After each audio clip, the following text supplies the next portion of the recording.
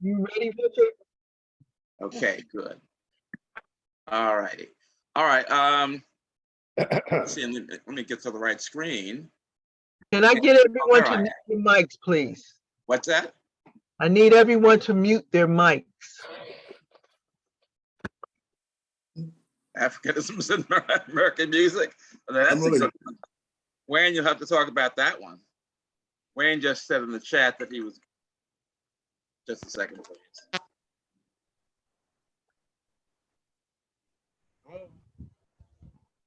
Yeah.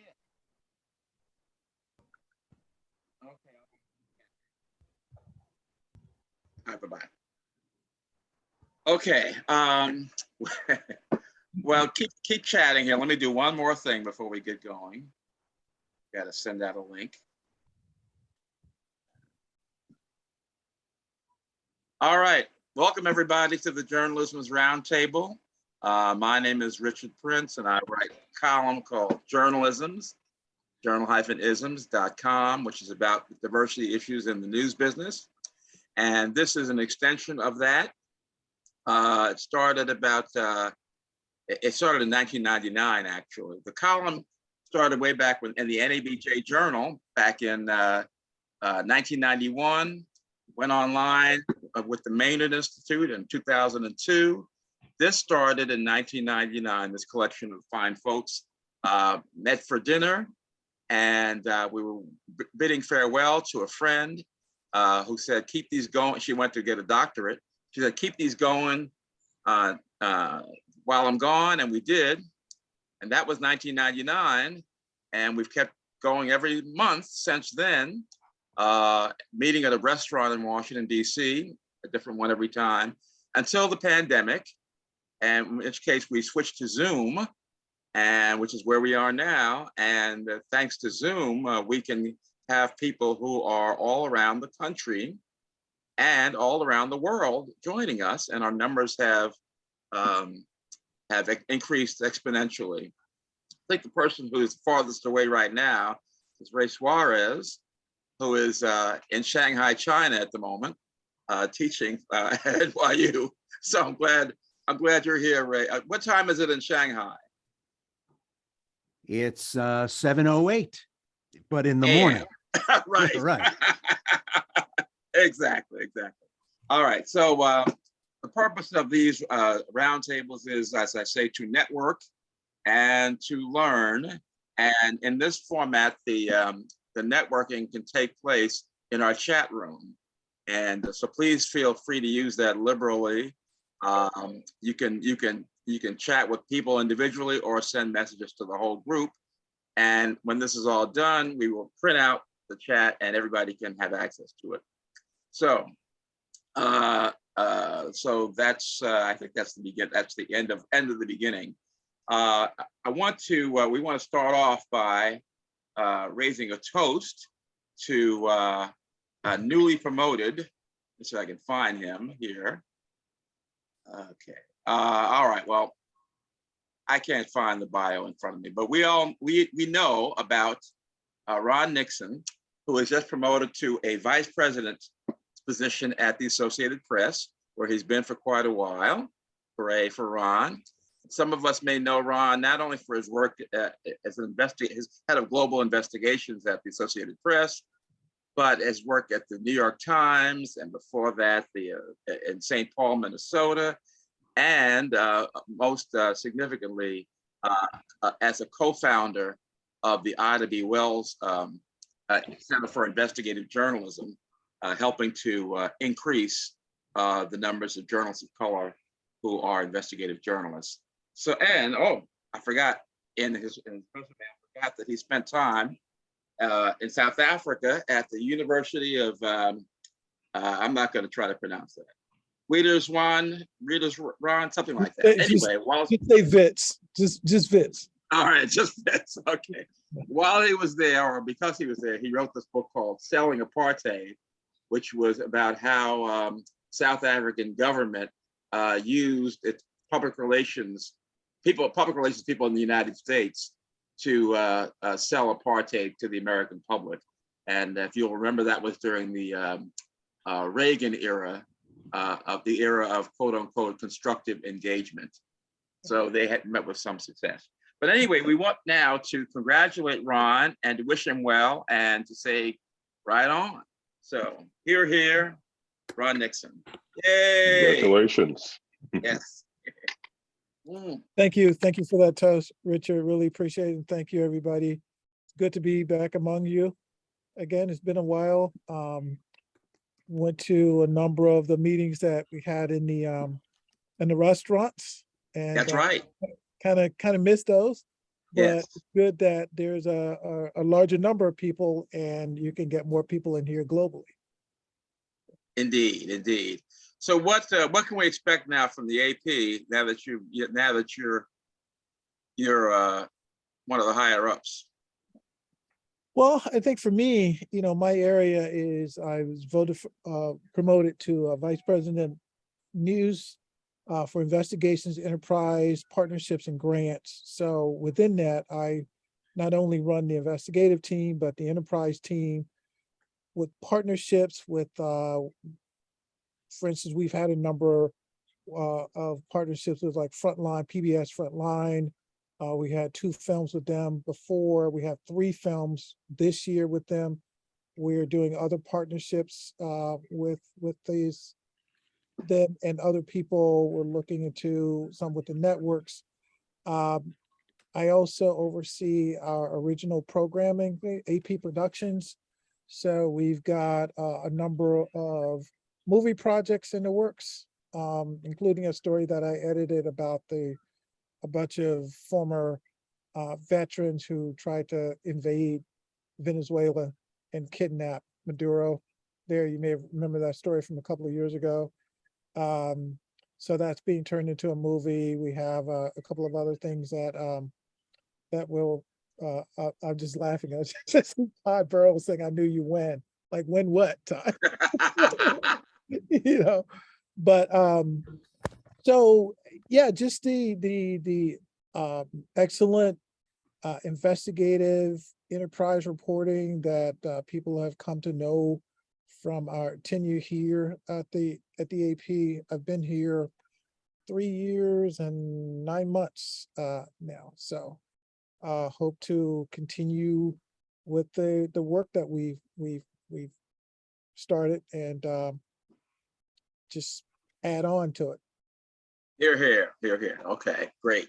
All right, now we want to move on to a reason a lot of us are here, and that is to remember Bernie Shaw, who, as most people know, is one of the pioneers when CNN went live in 1980, known for a lot of his work during the Gulf War and since. Before that, it was at CBS and a Chicago person. And we have some friends of his who are here to just talk briefly about him and why he should be remembered, particularly by the younger people who weren't around when he was at CNN. So we have Kenny Walker, who is going to be moderating this particular segment. Kenny has been with the Washington Star, NPR in South Africa, and all of Africa, actually. USA Today, ABC News, etc. Clarence Page, everyone knows, a Chicago Tribune columnist. Eugene Robinson, Washington Post columnist.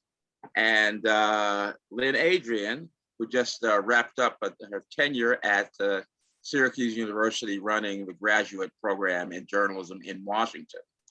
So take it away, Kenny. Okay, thanks, Richard. I don't see Lynn, but Oh, she's here. she's here. I saw her earlier. Lynn, Well, speak up. I'm here. Okay. oh, I see you. Okay, well, why don't we start with Clarence, since in respect of age, he can, Oh, you had to bring that up. I'm the and baby because, in the crew, and right? because he probably his experience with Bernie goes back perhaps further than any of ours. So Clarence, why don't we start with you? Well, the only difficult thing about this is trying to be brief. I mean, as you know, Bernie had a very adventurous life and a number of phases. I was fortunate enough to know him in the early phase. He's a native Chicagoan. Everybody knows the story about how he was raised by news junkies.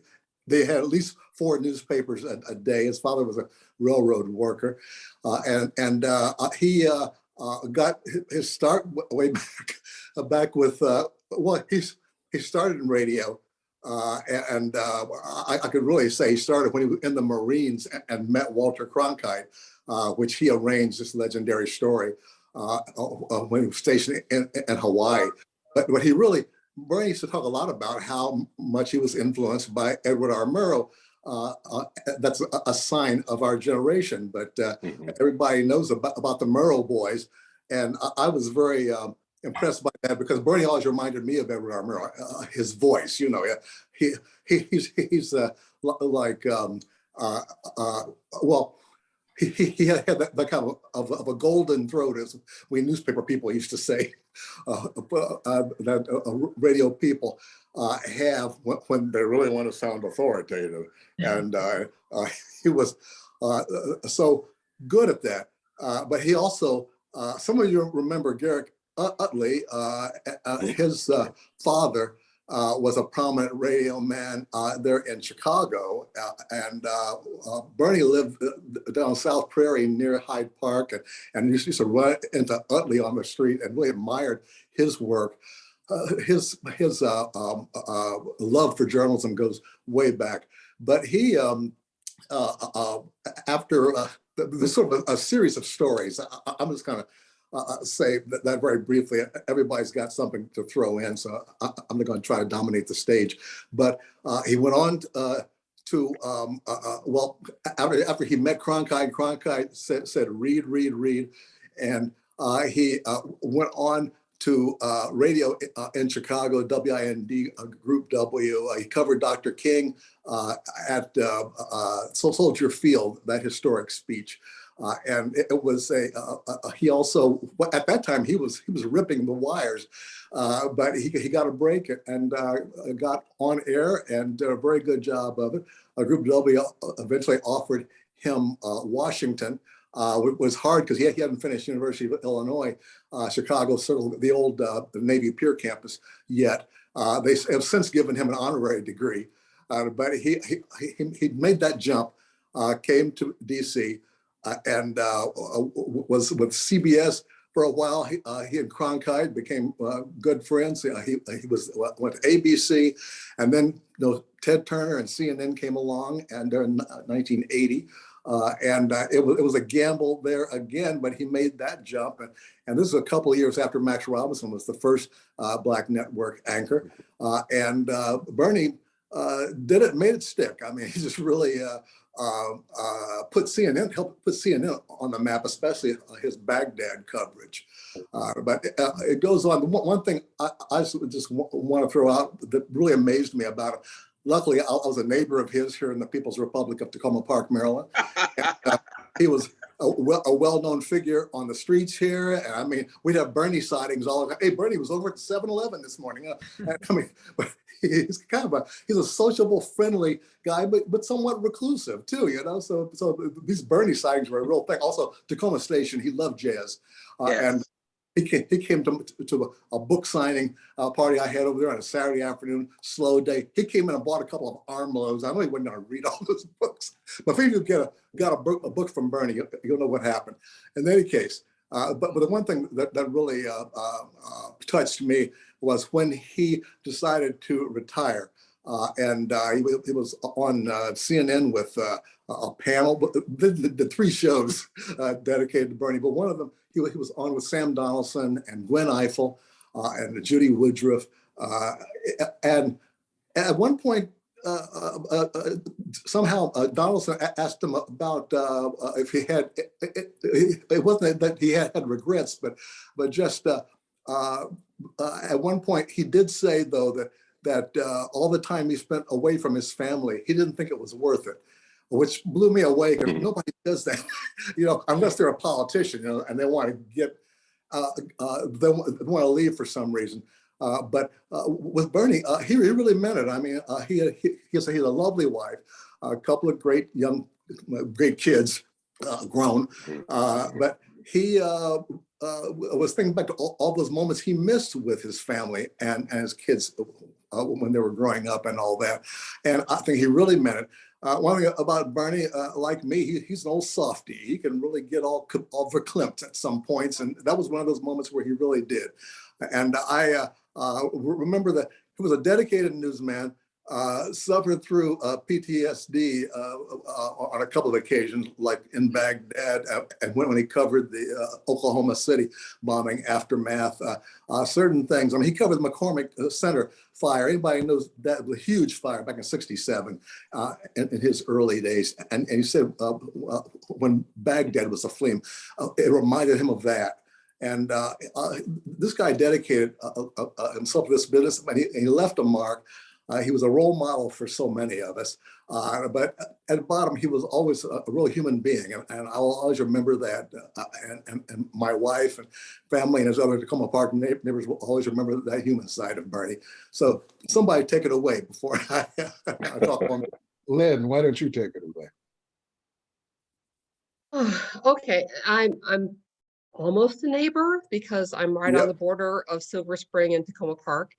And I just wanted to say a couple of words about what it was like for me as a 24-year-old to walk into this news experiment of CNN in 1980 and see this amazing brown-skinned man commanding so much respect and affection from everyone in the Washington Bureau and beyond. The average age of most Bureau employees then was about 25. And Bernie had gravitas with his experience, his voice, and his very presence. And I was one of the few Black editorial employees hired at the beginning of CNN. I was hired as an assignment editor, but once management figured out that I could write, sometimes they would pull me in to write on the anchor desk. And I was honored that my copy was good enough for Bernie. Everyone who worked in the Bureau at that time has memories of Bernie shouting typewriters so that people would keep the newsroom quiet before he went on live from the anchor desk. I never saw a prima donna move from him. He just simply expected and demanded that we do our jobs well. And he was genuinely a nice person. He treated people well. He treated all people well. He was beloved. He was beloved. At our delayed CNN at 40 reunion this past April, folks were devastated to realize that Bernie was not going to be able to attend. And clearly that was the right call because Omicron was making its rounds then. But he sent this wonderful, positive, timely note about journalism and its importance that was read to the assembled, and everybody kind of felt his presence there, even though we couldn't see him.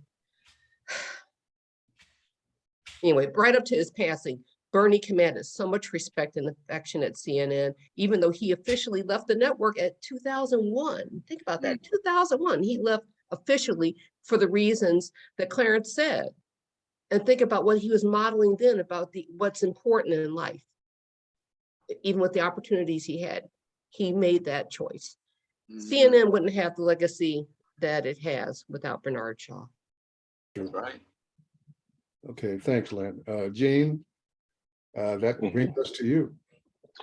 Well, I guess I'll talk about his impact, this tremendous impact that he had. I mean, I remember he was a great person, just as a person, and I feel honored to have known him. But the impact that he had, Max Robinson had been an anchor on ABC for a couple of years, one of three sort of principal anchors. But when Bernie came out on CNN as the principal anchor, as the man, it was incredible. It was incredible to watch and to see him command that audience, command that job, and to do so with such integrity.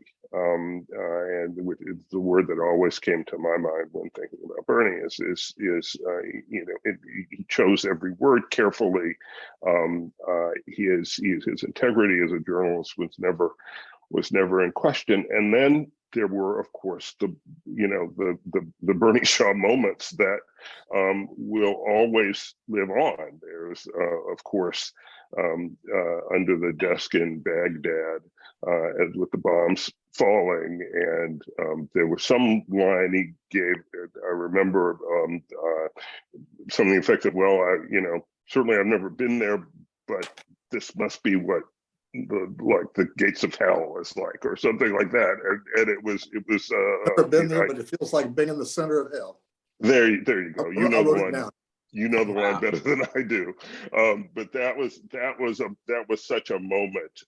I'll never forget that coverage. And then, of course, moderating the debate and asking Dukakis the question: if Kitty were raped and murdered, would you favor the irrevocable death penalty for the person who did it? And Dukakis said no, and that was seen at the time as potentially a pivotal point in that race. Now, who knows? I mean, Dukakis would have won or not, but it was a moment that will always live on. And then the other moment that I think of when I think about Bernie is when he quit.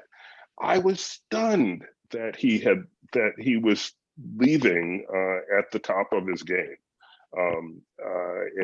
In such a commanding position, and it does say so much about him that was his decision to make, and it wasn't our decision, because if we had decided, he would have been there in the anchor chair for many years past that.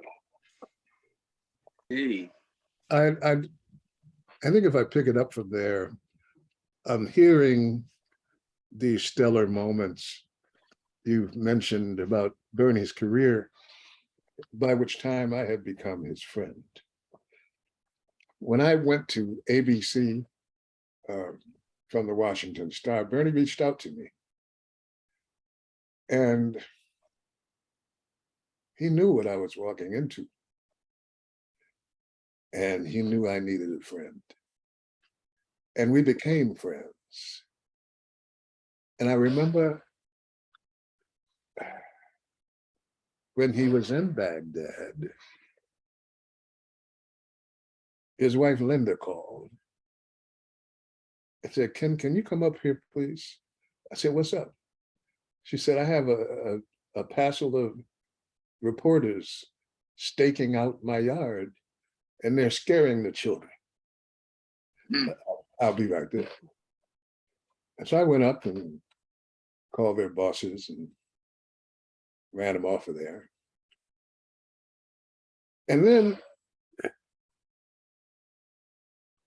I saw how the effect, that was one of the occasions I saw the effect of his work on Linda and his family. They were terrified when he was in Baghdad. And I told him about that. And he didn't need me to tell him, but I think knowing that was part of the reason he knew he had to quit. And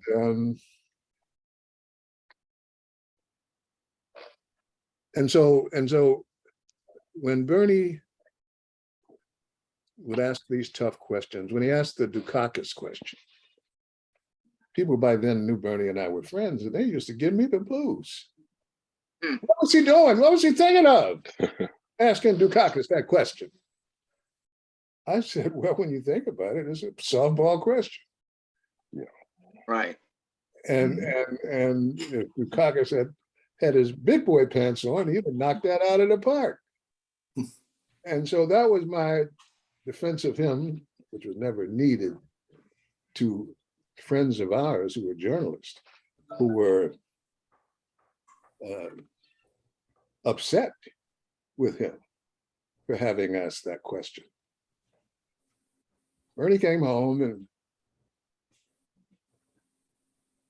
we resumed our friendship.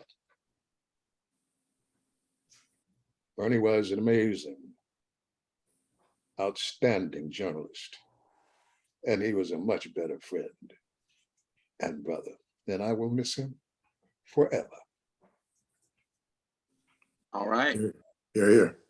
Just one last question for whoever wants to answer, and that is, for the younger folks, younger journalists who did not know Bernie, what is the one thing they should take away from his career and the way he conducted himself?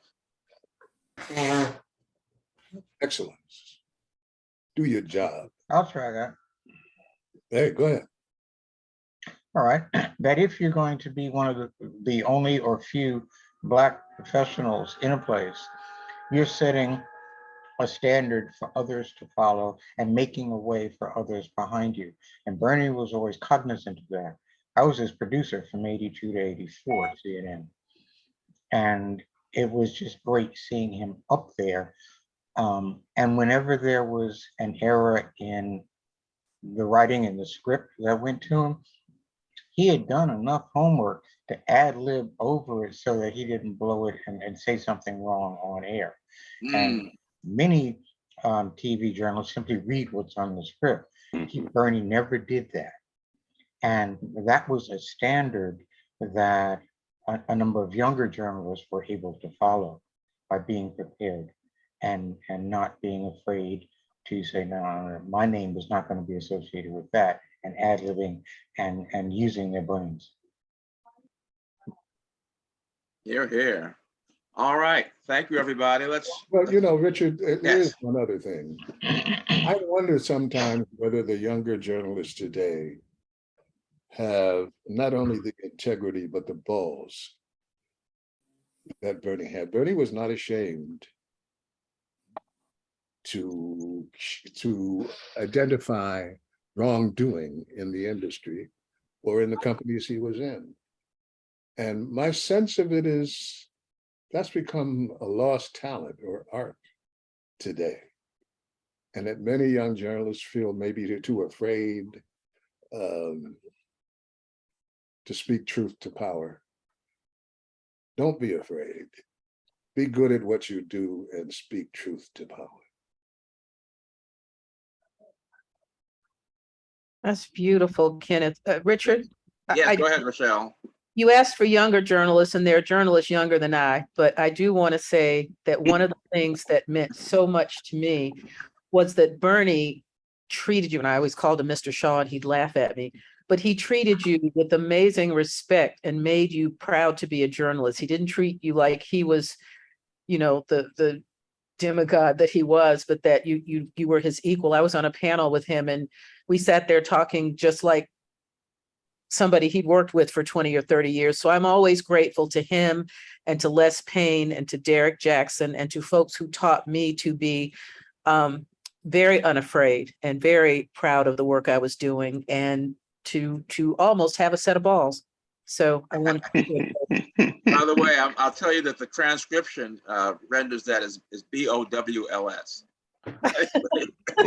Okay. That's wonderful. Yes, my bold. The limits of AI.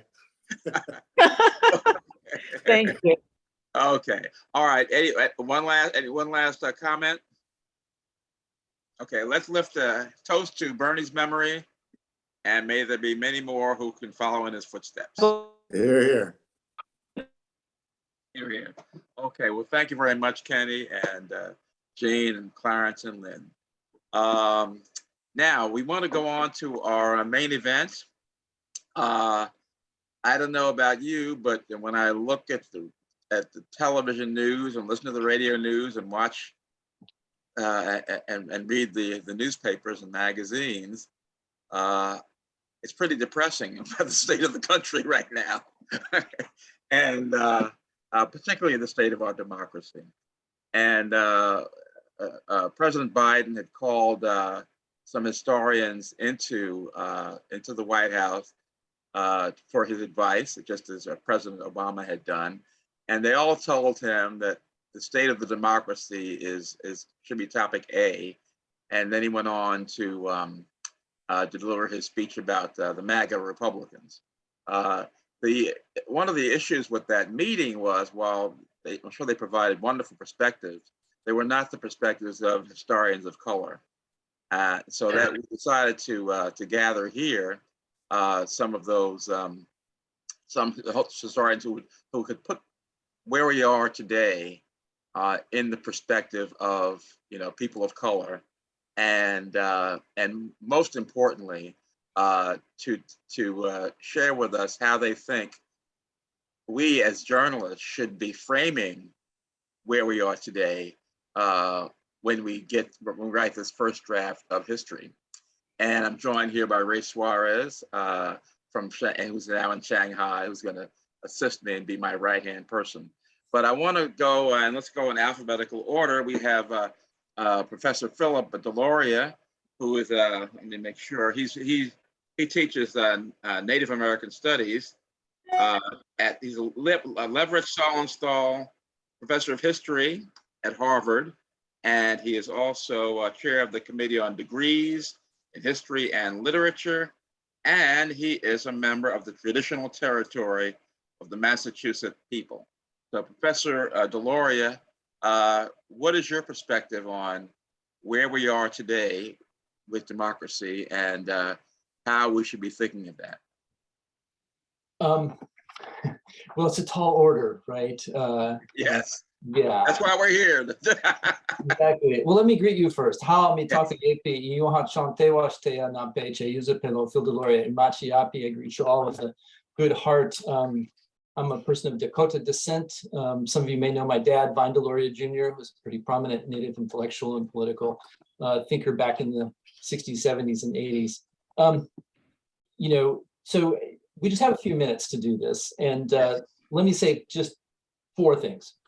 First thing, Native people have been talking about the decline and literally the fall of the United States of America for maybe the last 20 years in a fairly serious way. When I first heard Native folks say, well, yeah, the United States isn't going to be around all that much longer, I thought it was kind of a joke.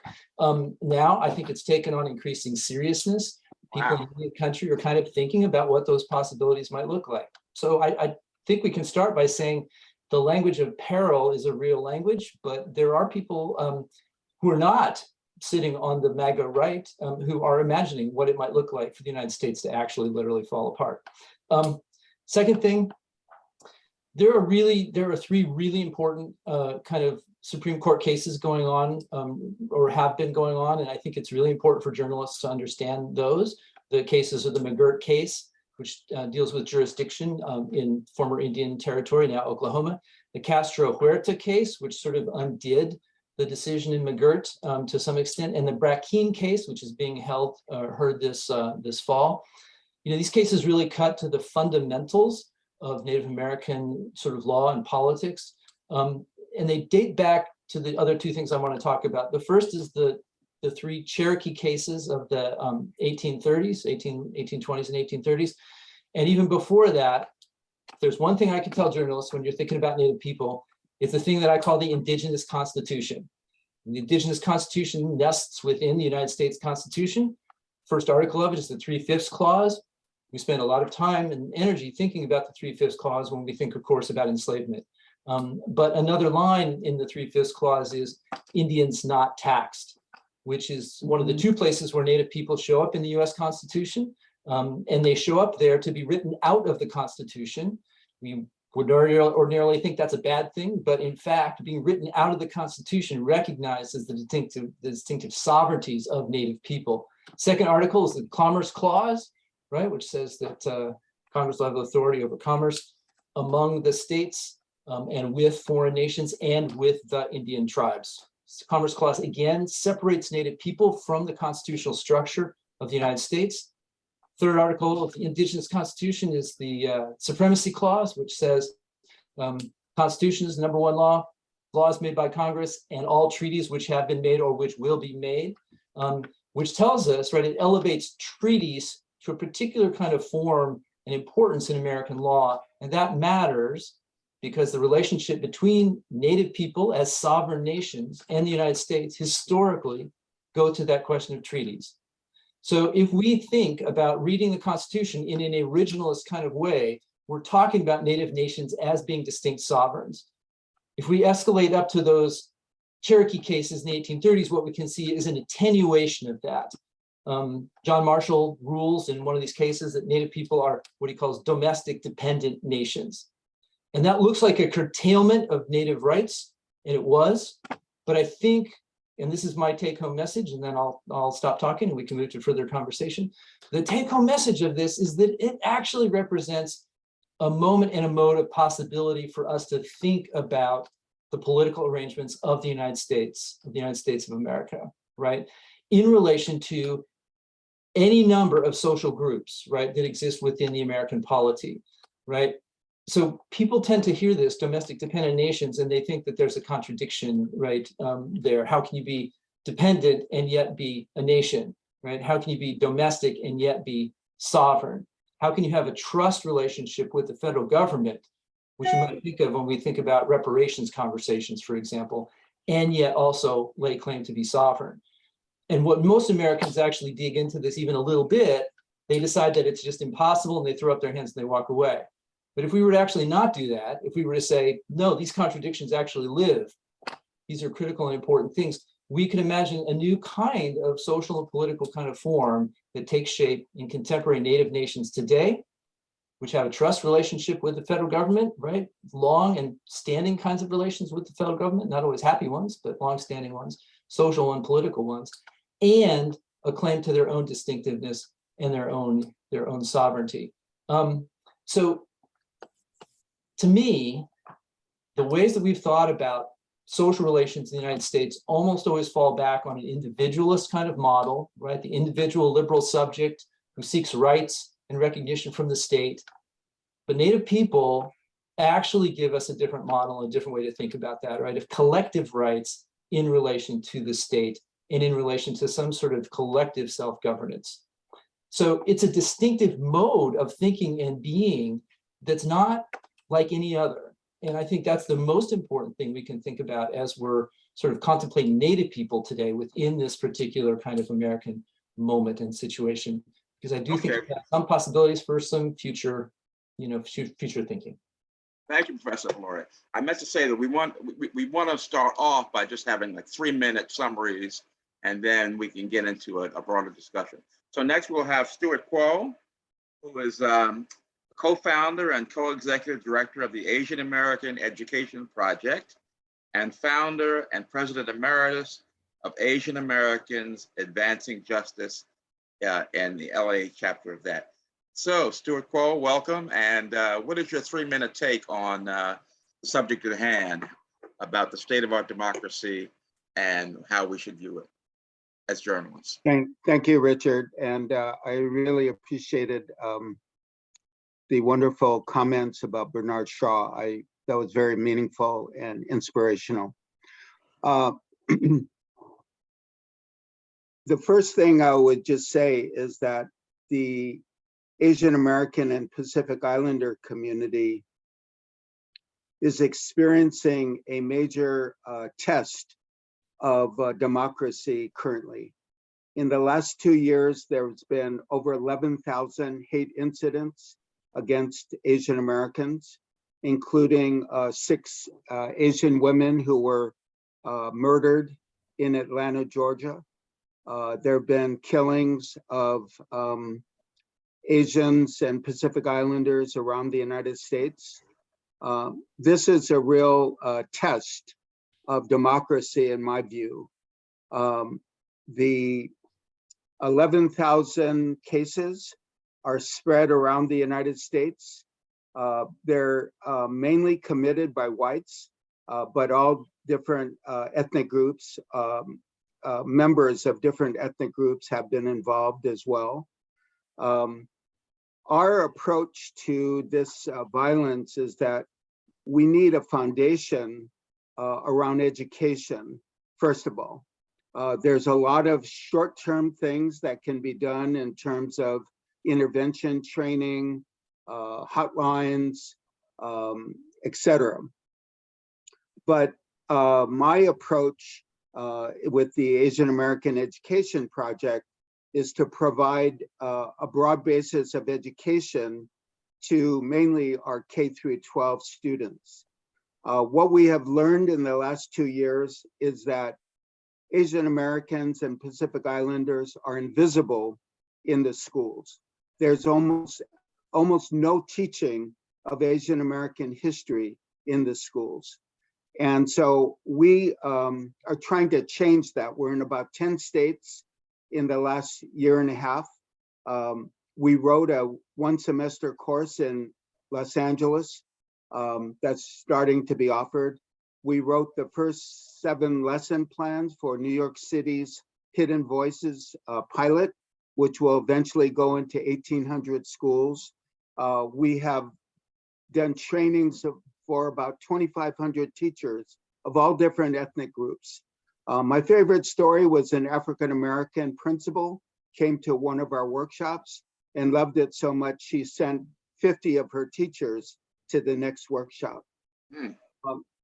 One of the things I really want to stress in the teaching of Asian American history is the cross-cultural solidarity, which absolutely no one has heard about.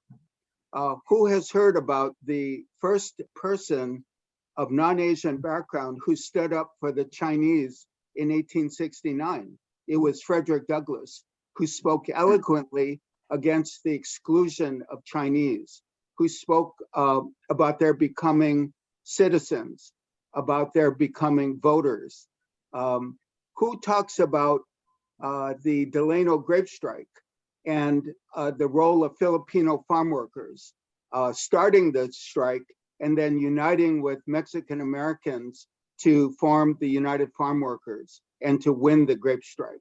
Who talks about which groups stood up against the incarceration of Japanese Americans during World War II? It was people in the NAACP who wrote many articles against the incarceration of Japanese Americans. I think that we have 53 lesson plans and we're adding 10 more, and we're being asked to write anti-bias curriculum for the schools. And we're also writing it for district attorneys' offices in New York and Los Angeles, because we feel instead of sitting in jail for misdemeanor hate crime, you should learn about our history. And this is something that we feel very passionately about. We're writing a graphic novel aimed at 6th graders of all different backgrounds. Our goal over the next 5 to 7 years is to reach 1 million American youth of all backgrounds all across the United States. And hopefully we will work with all of you in that endeavor. And we hope that that will make a difference in the violence, but it will make a difference in trying to educate Americans on the fastest growing ethnic group in the United States today, 23 million Asian Americans and Pacific Islanders. So thank you, Richard. Thank you, Stuart. I appreciate that. Listen, you're not teaching that critical race theory, are you? Well, we have gotten the opponents blocking us in different states like Florida, Texas, but there are educators who are going around that. And for example, we just trained 40 Texas educators on the history. So there's ways to get around this so we can teach our students about the true history of America, which if you add all of our ethnic studies is really a huge part of American history. Okay, all right, thank you. All right, next we're going to hear from Khalil Gibran Muhammad, who is the Ford Foundation Professor of History, Race, and Public Policy at Harvard's Kennedy School. He directs the Institutional Anti-Racism and Accountability Project and is the former director of New York's Schomburg Center for Research in Black Culture. And we're also glad that his dad is here too, Ozir Muhammad, who many of us know was a longtime photographer at the New York Times. So Khalil, Professor Khalil, Thanks, Richard. take it away. Sure, thanks, Richard. So I think I'll try to stick to the 3 minutes. 3 minutes, yes. And be very, and be very punchy. Yes. So there's a backstory to what I think are really maybe three primary unprecedented challenges to American democracy. One is that we've seen three presidents over the last three election cycles, I should say four, including Obama's 2 terms, of people who are not well represented in the annals of presidential history. Obama himself, for obvious reasons, then Trump, who has no basic background befitting anyone in office of that caliber at any point in American history. Of course, Obama served as a senator for a short period of time, and Biden a lifelong senator. And then finally, Joe Biden. And Joe Biden's perhaps the most complicated to see. Obviously, his age and white maleness make him well suited for this history. But Joe Biden came in on the backs of a progressive movement, and particularly of a very large white population of Gen Xers to Gen Zers, who essentially were unwilling to accept the grand bargain that had defined American history up to this point, which is to reconcile a nation divided by politics over economics, over political representation on the basis of Blacks and honorary Blacks as the kind of floor or the glue that would bind together a nation yet again, as we saw happen both in the constitutional period during the Civil War. And this is that moment of rupture again. And so Joe Biden's commitments, no matter how symbolic or otherwise, his language in and of itself, more or less unprecedented. You can't find that kind of language about white supremacy in an American presidency, but for Lyndon Johnson, who was a bit more diplomatic in his full-throated critiques of racism during the height of the civil rights movement. And then lastly, this corollary of the size and scope of young white voters in this country has unleashed a counter response of other young white voters, as well as Asians who identify as model minorities and who vote with conservatives. They don't necessarily vote with MAGA Republicans, but they're well suited to vote with conservatives, as well as white identified Hispanics. In other words, we have a very complicated mix of people of color in this large population of young whites whose hearts and minds are at the heart of this debate about critical race theory. And of course, there is a right and left represented amongst those young white voters. But this question about the role of people of color in the future of this society is not one that's going to be resolved in the usual manner of closing ranks. It's going to be resolved by opening up the Heron-vote democracy of the, sorry, this is my timer. The Heron-vote democracy of the past, that is the whites only democracy of America, will not simply be all white. Trump got 50% more Black voters and a significant increase in 2020 of Hispanic voters. And we have to wrestle with that in ways that there aren't easy parallels. The closest thing I would say to a parallel would be the expansion of whiteness from Nordics and Anglo-Saxons to Southern and Eastern Europeans to Mediterraneans or Slavs or even Jews in an earlier period. That expansion of whiteness was perhaps a precedent for what we're seeing in the expansion of people of color to participate in this illiberal moment of backlash against American democracy. Okay, thank you, Khalil.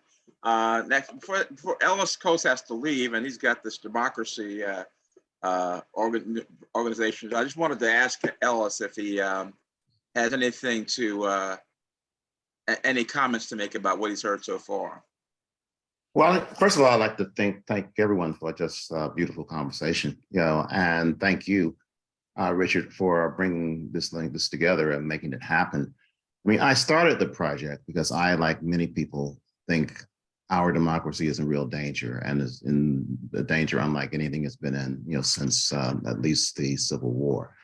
And so basically what I'm in the business of doing, is trying to speak to a lot of people, particularly young people in schools and other institutions around the country, and to educate them about the history of democracy and to, or the history of what we call a democracy, I guess I should say, and to solicit their involvement and interests. I mean, I've published 3 books in the last 3 years, and they're all focused on one way or another on the subject of democracy. I mean, one was a history of the ACLU, the other was a look at free speech called the short life and curious death of free speech in America. And the other just recently came out.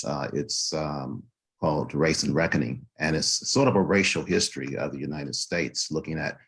And I'll just say that when I started that book, it really wasn't designed to be a racial history. It was to be a history about what turning stone events that made America what it is and why it is that we ended up when we did, electing this nut as the president of the United States. But it impressed me as I was doing the work for that so many of those turning points were about racial issues. If you know, starting from the decision to have race-based slavery, looking at the whole Indian removal movement, so-called, going to Asian exclusion, looking at the treatment of African Americans and other people of color. That ultimately became a book about race.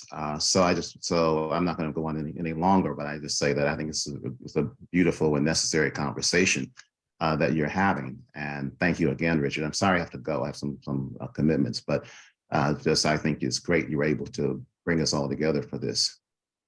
Okay, thank you, Ellis. And we can pick things up from where you left off.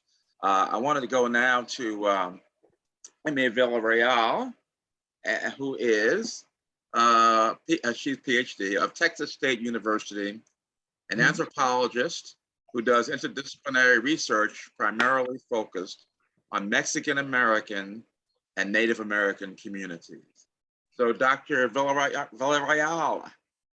Yes.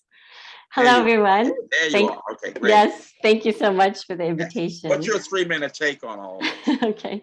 Well, I want to first reiterate all of the wonderful things that my colleagues have already said. First, Deloria and others who've mentioned this crisis in the legitimacy of the state. And so Deloria talked about how Native people have said, well, this is an experiment that has always been wrong since the beginning, and that we are going to endure.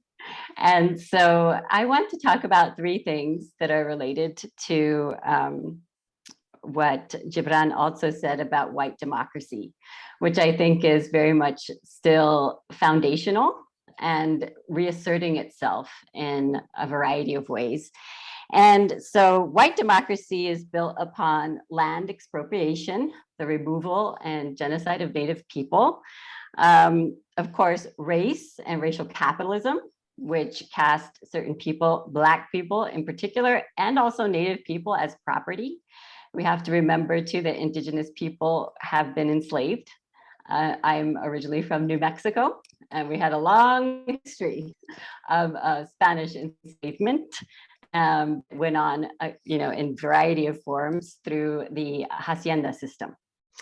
I also want to talk about property, people as property, which also continues, as we've seen with labor exploitation. And so we often talk about the Latinx vote as if Latino people, Latinx people are a voting bloc, and they're not. And that's become, blatantly obvious, which how, especially here in Texas, how a lot of Mexican Americans in particular have been leaning to the right. And there's various changes in what's been going on economically and what's been going on at the border that have directed those changes. One is religion, and nobody has mentioned religion. So we have a rise of evangelical megachurches in the borderlands that are now increasingly bringing in Mexican Americans and inculcating a type of white nationalist religiosity.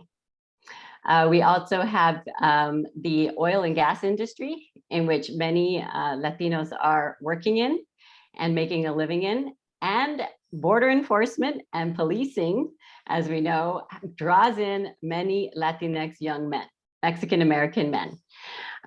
So Mexicanos, or ethnic Mexicans as a class, we need to kind of separate them out as a specific population because of that border, because they are both internally colonized populations and migrants at once. And we often don't speak of the internal colonization and the imperialistic project that took over the US Southwest, which included a lot of Native American populations as well, because it disrupts the foundational innocence of the nation, and it brings up the imperialism and what some have called border imperialism that we are witnessing today, with many populations, Latinx populations, cast as illegal or illegalized populations that then become caste-like and unable to vote because they cannot gain citizenship. So that border represents many things. It represents the illegalization and casting out of Mexican Americans, but also Asian Americans as well, casting them out of the group of belonging of citizens, hierarchies of citizenship in which we have diminished citizenship for various populations. And then we have the labor exploitation of populations that are deportable and continuously unable to fully participate in US democracy. And so a lot of people on the left, from the Black Panthers to Chicanos to Chicanx, whatever you want to call them, Asian Americans as well, radicals who came together, created ethnic studies, talked about dismantling the system because they did not necessarily see the legitimacy of the state. Now we're seeing this on the right, but they have different motives. So the motives on the left was to create a better, more equal system through this dismantling. On the right, we're seeing a dismantling of democracy because it no longer benefits white identified folks in the same way. And I think that it's very troubling that it's merging also with a white nationalist Christianity. So I'll end there. My goodness. Okay. All right. Well, before we turn it over to general group for questions, I want to ask Philip Nash if he has anything to add to. Professor Nash is the board co-president of the Asian American Legal Defense and Education Fund, and he's a co-founder and lecturer at the Asian American Studies program at the University of Maryland. So, Professor Nash, do you want to add anything to what these folks have said?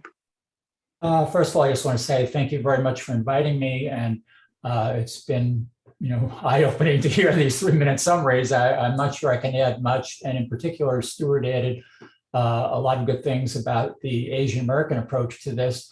I would like to add 4 very brief points. One of them is that something that Asian American studies people have identified over the past 50 years, a cycle that is continuing, needs to be identified and raised in our journalism. I say our journalism because I also have been a journalist in the community for many years. Asian Americans are the victims of the model minority myth. And we can go on about that, but if you look up that concept, some of the people who came over in the 60s were successful. We were seen as being very successful, partly because there were successful people, but partly as a put down to African Americans and other people who are trying to fight for justice. We also are seen as perpetual foreigners, and that's something that goes back historically for many years. And even though we now have many people who are 4th, 5th generation people whose native language is English, never been to Asia, we still are told or asked, why, where'd you learn English? Where are you from? And when you look at this model minority and perpetual foreigner, how can they both exist? And the reason is what we call conditional citizenship.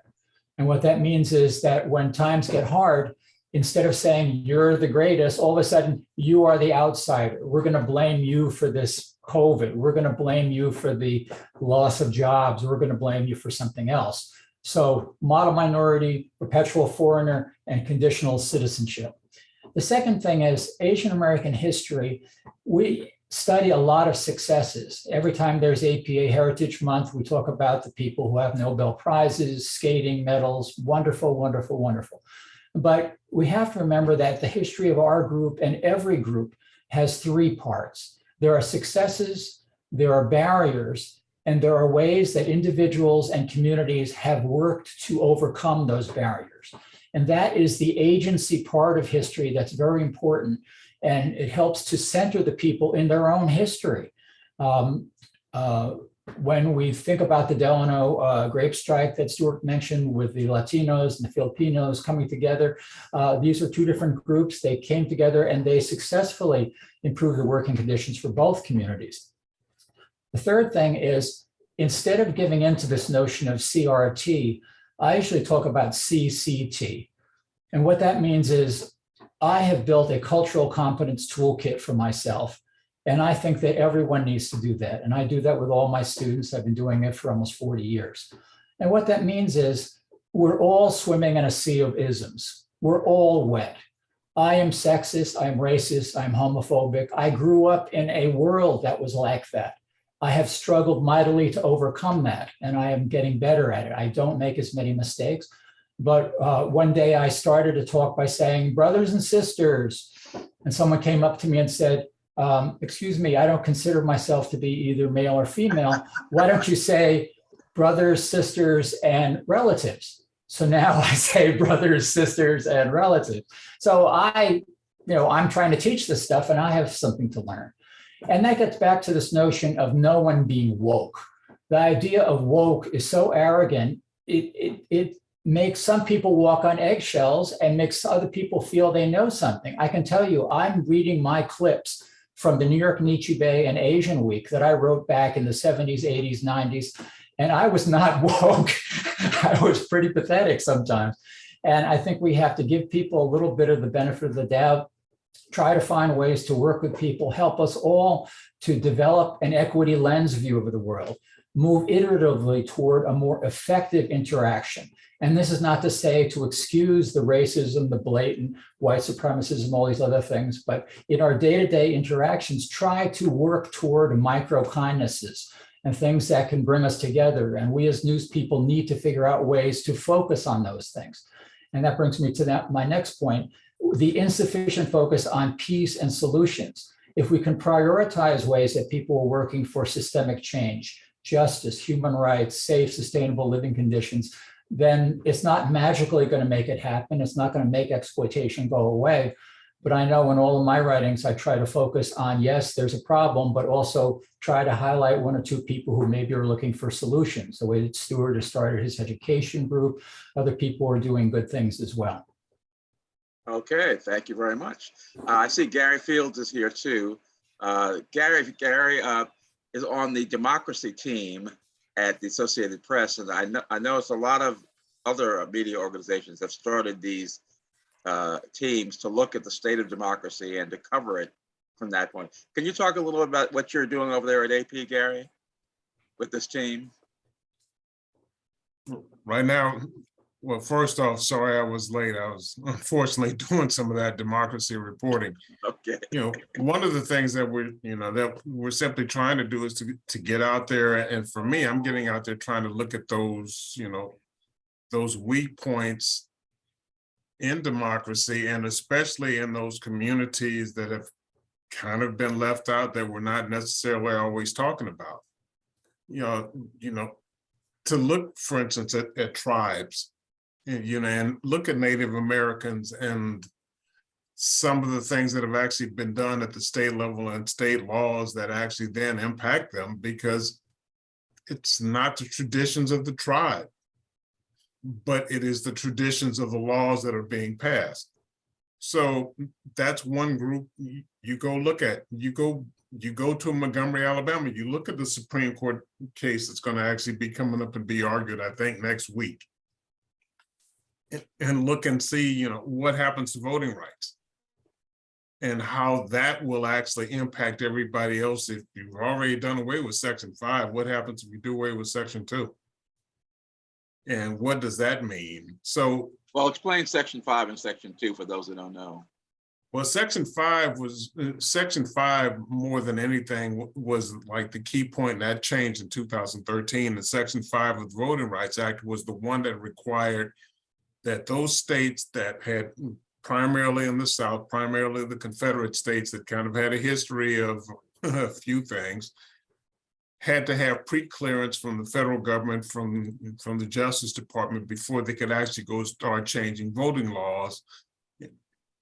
And the decision in 2013 that Chief Justice Roberts actually helped to deliver, talked about how, because we had Obama, we had overcome all this, and this was a different, this was a different country, and the time for that kind of, watchfulness had passed. Well, I think we could probably all look at, some of the recent elections and some of the laws and things that have actually, come onto the books since then, and argue the, the brilliance or the naivete or maybe the purposefulness of having come up with an opinion like that.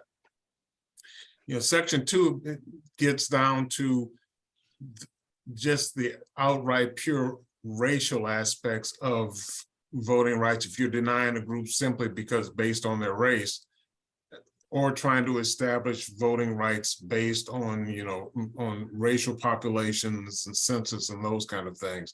If you do away with both of those things, then the Voting Rights Act is no longer the Voting Rights Act. I personally, not Gary the journalist, but Gary the man who's from Louisiana, would sit back and say, why did we have a law in the first place that passed and you had an expiration date on it to begin with? We could always kind of get back to, we established a law that was supposed to be a law. You don't have laws on murder. Murder stays murder. You don't say in 10 years, we'll come back and we'll actually reconvene and have a discussion about whether or not murder is still murder, or whether or not bank robbery is still bank robbery, or fraud is still fraud. But we did that with voting rights. So you have to keep coming back to actually get the okay from the majority to actually have something that you say is supposed to be a constitutional right. If it's a constitutional right, I shouldn't have to come back and beg you for it again, should I? So those are the kinds of things, that hopefully we'll be diving into and delving into, I hope to, because I kind of go back to that basic point, which is you put an expiration date on it from the jump. What did you think was going to happen to it? I hear you. All right, we're getting some comments and questions in the chat about whether the United States was ever really a democracy. What do you think about that, Ray Suarez? Well, all this talk about the Constitution in recent years, everybody's a big fan of the Constitution, and nobody seems to catch themselves and think about what's actually in that Constitution, who it was written for, who it empowered, and who it didn't. And I want to thank all the learned people who've spoken before me, because they tee this up well, because as someone who's been a career journalist, but also writes books with a lot of history in it, we all came up in newsrooms. I see this Zoom room here, and there's a lot of old heads, no offense intended, but we grew up in newsrooms where we were among the only, among the few, among the first, and learned that in our newsrooms, the thermostat was always set to lukewarm. And you had to decide whether or not you were going to be the person yet again at the morning meeting who was going to point out the latest outrage, because nobody else in the room was going to do it. And here we are. I mean, I have to admit that a lot of my instincts go to, well, wait a minute, that sounds a little hyperbolic. Oh, wait a minute, maybe democracy's not actually in danger. But now that we've got Secretary of State nominees, not just candidates, but nominees who are hinting that the person who gets the most votes won't necessarily win the election. Now that we've seen in Florida, when a referendum, when a citizen's plebiscite said, reformed felons, you can have your vote back, the legislature stepped in and said, not so fast, and figured out ways not to give them their vote back. We've seen in state after state that now we're talking about novel interpretations of what a vote means that won't necessarily mean that the winner wins. And yes, I guess that does mean democracy is in trouble. But the problem is we just got here. Gary was talking about the Voting Rights Act. That's a blink of an eye ago in American history. A moment where finally we were saying, yeah, well, everybody's vote matters and everybody gets to have some input into who runs things.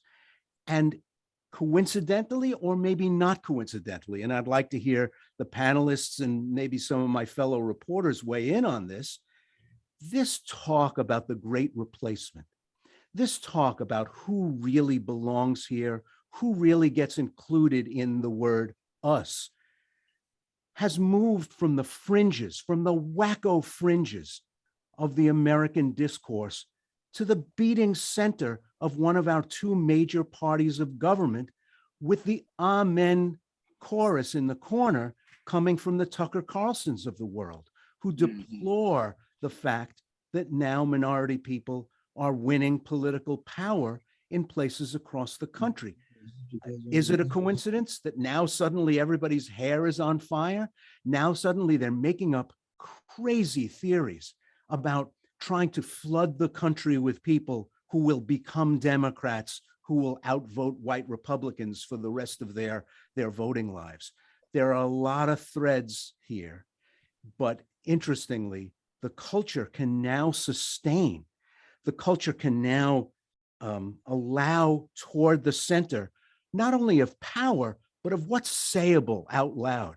Stuff that used to be in the Stormer or Stormfront 20 years ago is now in the pages of major newspapers and said by the hosts of programs that are watched by millions of people.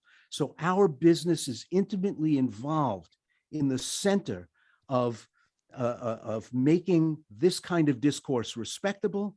And we're trying to diversify a business that's shrinking even as we speak, which is a tough act to pull off. And all these things feed into each other. They're not coincidences. They speak to each other. What do you think? Very good. Thank you, Ray. I wonder if our panelists, any of our other panelists, want to address the issue of, have we ever really been a democracy in the United States? Anyone? Hell no. I'll take a quick stab at it. Hell no. I use the language of Herrenvolk democracy, which is a term historians use of the 19th century to split the difference, essentially, that the early democracy that came with the Constitution was a democracy for whites only. And so it came with various features of representative government and checks and balances, a commitment to free speech, and so on and so forth. So one way to look at this is that that version of democracy existed for roughly the first 170 years of the country. I'm sorry, too much. Yeah, 170 years to 1965. The expansion of democracy in the wake of the civil rights movement, we could say represented a true expansion that eliminated most of the features of exclusion that had defined the country over the course of the 19th century. So one way to look at this is we're a very young democracy outside of the very limited notion of who belonged that defined most of the nation's history. But on the second point, which is a point that I want to pick up on Ray's remarks, is that the notion that the country actually has the capacity to incorporate illiberal people whose commitments to a very narrow form of participation, it is a widening us. And I think that is something that is confusing. It's confusing to journalists, it's confusing to voters. The MAGA Republicans, and Trump in particular, are masterful at staging the kind of diversity of the nation as a way of pushing back against their constituents who are, very much a version of white supremacists that have always been a feature of American politics. I actually prefer to call them the neo-Confederates. And in this way, that portion of American history never went away. I mean, the very fact of the consensus that created a ratified constitution was a consensus on the basis of people fundamentally committed to white supremacy in the form of slavery, not white supremacy in the form of scientism and enlightenment, which is a different problem of white supremacy. So here we are at the breaking point of a democracy that may in fact have people of color commit to a new, more restricted form of democracy, a new illiberal democracy that is more colorful in its actual presentation. Amy mentioned this in terms of the role of Mexican Americans in prostrating to a kind of, both white Christian identity as well as the way that we once thought of the Irish as becoming white, which is to say to join in the slave patrollers or the NYPD, is now kind of a pathway through Border Patrol participation. These are very real threats to the young democracy that began in 1965. And I'll just say one last thing. I interviewed the white supremacist who owned American Renaissance. For some reason, he's the Yale guy. I've totally forgotten his name. But you all would know him if I mentioned him. So this is not the storm front. This is the kind of elitist, highbrow, thought, intellectual firepower that has long been arguing that America should be a white Christian nation. And in that interview, he told me, I wrote about this in The Nation, so you can look it up, but he told me, he said, look, Mexico is for Mexicans, why can't America be for white Americans? And that anyone else who's here who doesn't fall within the notion of white Americans, this was back in 2015 or 16, anyone who doesn't fall within the definition of white American can leave. So the democracy at stake at this point is an agreement to close the borders, both figuratively and literally, to anyone who doesn't accept an individualistic, climate burning, misogynistic, racist country that will reject any notion of collective good or public good on the basis that it's all socialism by another name. If you're okay with that, then you can be part of this party. Okay, anyone else? I just want to say that it was not a democracy for all people, white people. It was not a democracy for women. Not only were women not represented in the Constitution and did not have the vote, they had very few rights at all and were considered pretty much property. They could not divorce. They could not, if they did somehow, they couldn't get custody of their own children. They could not own property. They could not do a whole lot of things on their own until well after the 1860s, 70s, and the vote didn't come till 100 years ago. So we need to remember that. Yes. Well, democracy, or the fight for democracy throughout this country's history has been the attempt of white men, mostly white men with money, to prevent everybody else from enjoying rights. And that fight goes on to this day. It never stopped. And it's never been won by the people who need to win it. We're always at threat of losing it, but that's where the default to position on democracy has always been virtually losing it. Does anyone have suggestions or observations as to how we can better make some of these points in the journalism we produce? I have one. Perhaps it would be helpful if we looked at the parallels to violence in society now and in 1876.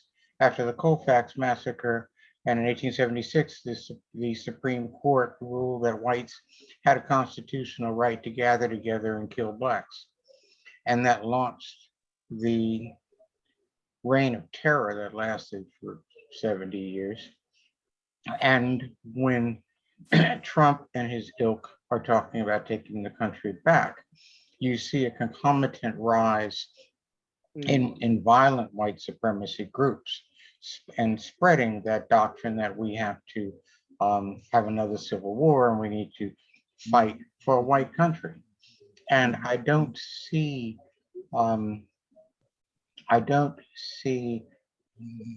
hardly anything in print concerning those parallels and the deliberate effort by the GOP to create the type of environment that existed in 1876.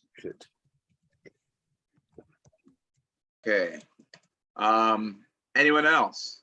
How can we as journalists make some of these points, if we should, in the journalism we produce? Richard, Yes. I'd like to offer this, which seems very elementary, Watson, but we old heads are going to have to convince some of these young, bright minds that journalism is necessary and that it's something for them to do. I look at some of these newsrooms now, and there aren't a lot of people who look like us, but more important, who care about these types of issues. They literally are looking for the next story that'll have a bunch of hits so they can, become stars, or that they can make their way onto television. And we have got to literally start that whole type of recruiting that George Curry and I used to do when we taught high school journalism workshops and went around to different colleges and talked to kids about being journalists and why it's so important. Because not only will we lose the fight for democracy, which has never existed, but we'll lose journalism. So that's one thing we have to recruit. We have to get more troops. Well, Rochelle, let me follow up with you on that, because I've spoken to one of your trainee sessions and was happy to do so. And in addition to talking about the workers, let's talk about the work. We have all been marinated lifelong in a world when we're not supposed to use the word I. We're not supposed to talk about what we've concluded or what we think. It's part of the discipline of the craft, is that we're supposed to present an objective view of the world to our readers, listeners, and viewers. Does journalism itself and what we call journalism have to change if we're going to portray a country that's in the kind of shape it's in to an audience that may not be aware of just how dire the situation is? I think we already have started to do that. One of my mentees, Wes Lowry, has been on the same mission I've been on for years, to teach there is no such thing as objectivity. What we have to do is make sure that we are training not just journalists and future journalists, but people to understand the difference in what's going on. Everybody doesn't have to be a columnist, but everybody needs to be an analyst. And if we don't have more people paying attention to that, then all we're doing is just, stenographing a few things to put in a newspaper until they die. So good point, Ray, and you're absolutely right. There's no such thing certainly as objectivity, as you said, Rochelle, but there's something known as objective reality. I mean, a rock is a rock, a tree is a tree.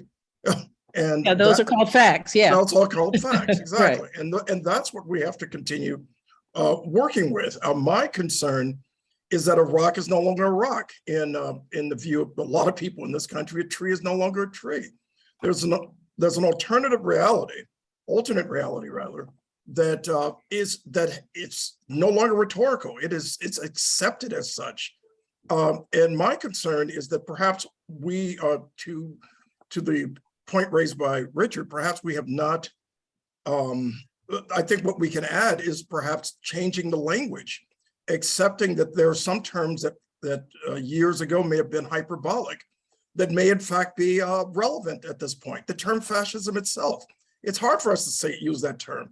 Even groups that on the left years ago that formed into Antifa were reluctant to use the term fascism for a long time. They called themselves the anti-racism or anti-racist action, rather than use the term fascism.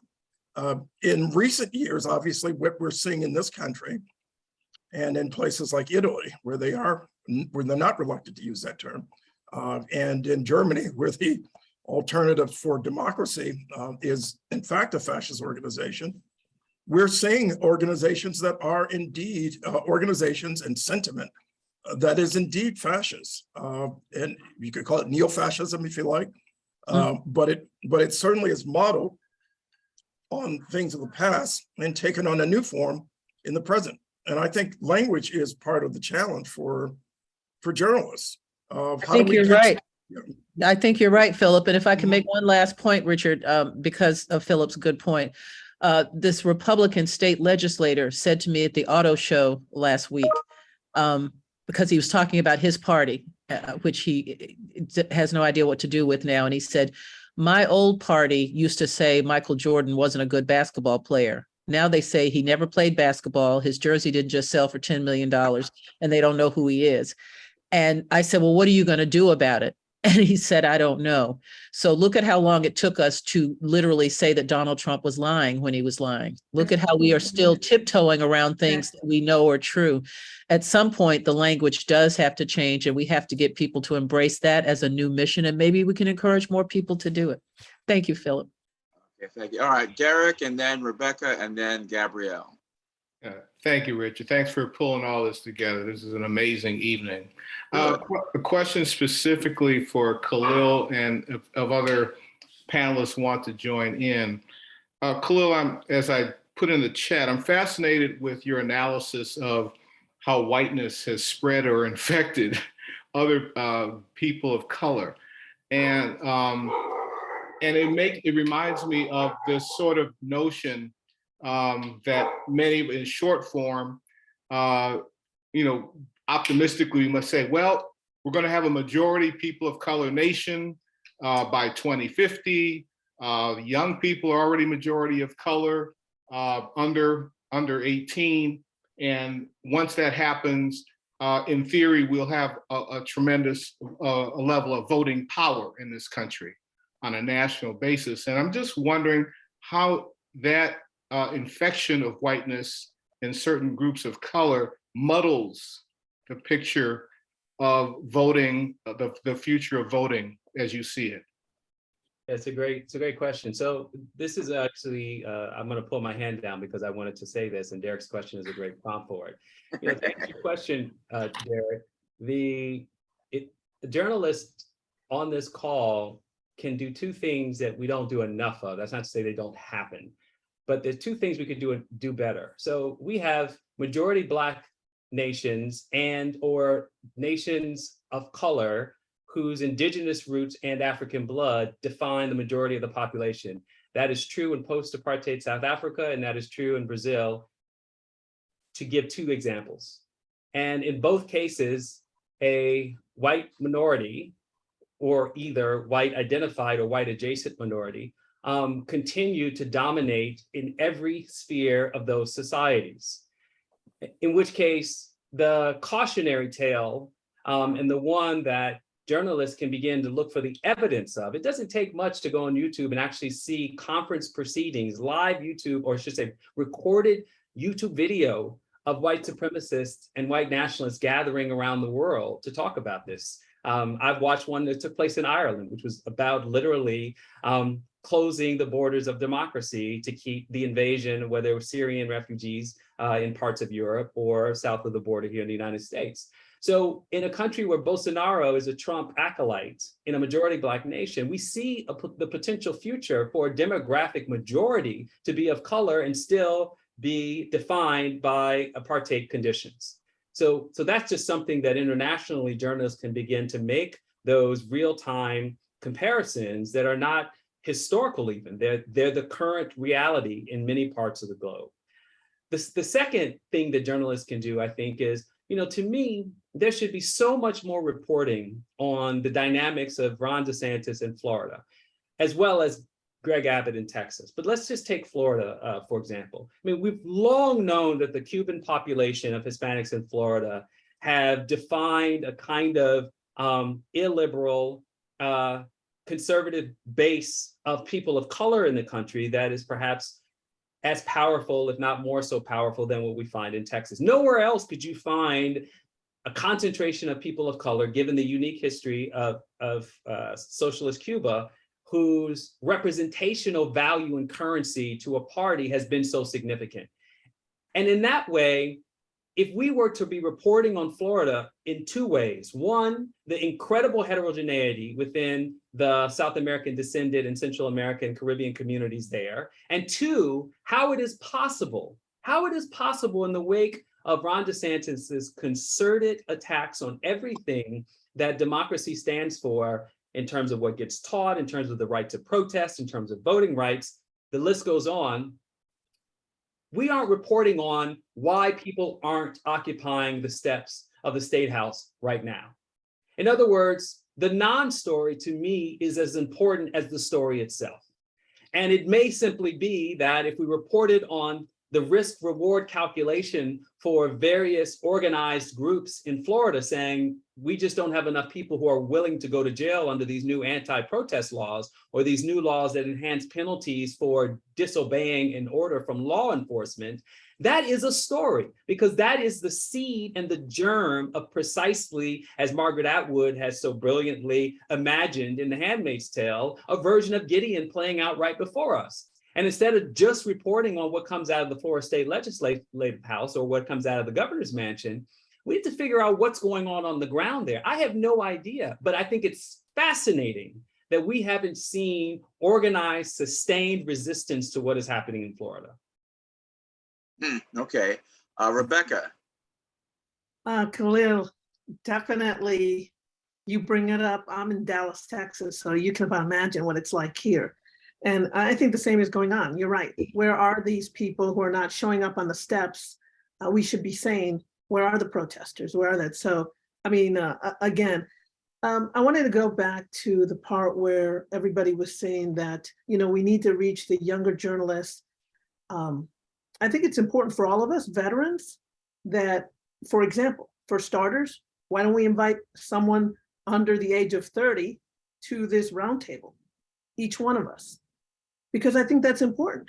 We need to bring those people in. And if we each one, imagine if we, each one of us brought someone in that's under the age of 35. I mean, you start there. I think it's important to reach out to college media. One of the things, as you all know, I'm the president of SPJ. At the Diversity and Inclusive Committee, we decided to have a college media reach out program that we started. And we reach out to all college media, talk about diversity, talk about bringing in stories, talk about bringing in diverse sources. By the way, every presenter today, we're going to do a presentation with the Harvard Crimson next week. Going to tell them, hey, look up all these people. These are people you need to talk to.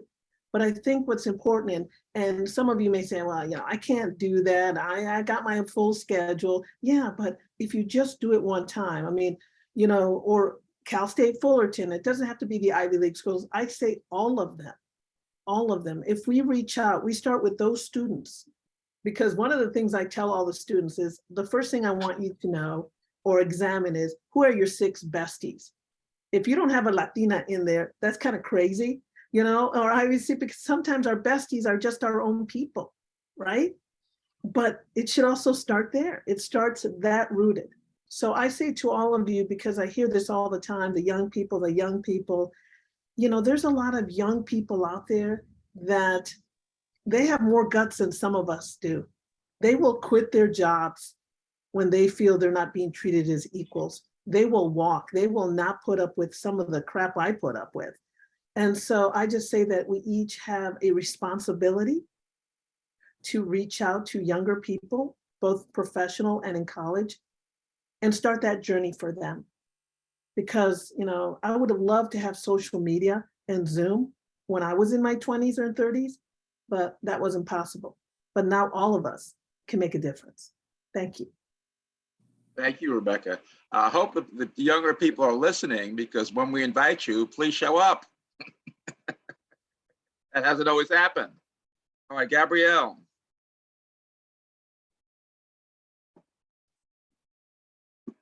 Unmute, please. Unmute. Sorry. Okay. I manage interns for the American Prospect. We need to educate our young people in our American history. I had to read Wilmington's Lie. Many of you will know this book, Pulitzer Prize winner. 2 years ago, I had to review it. Had never heard of this episode. Had never heard of it. And I consider myself, pretty fluent in American history.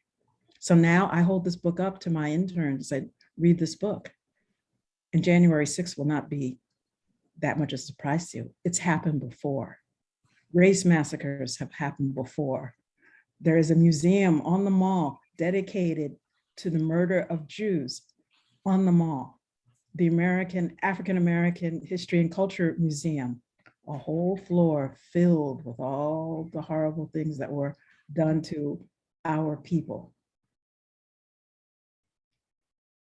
The young people are not as well versed in these things. They need to understand these things so they can weave these stories into their journalism.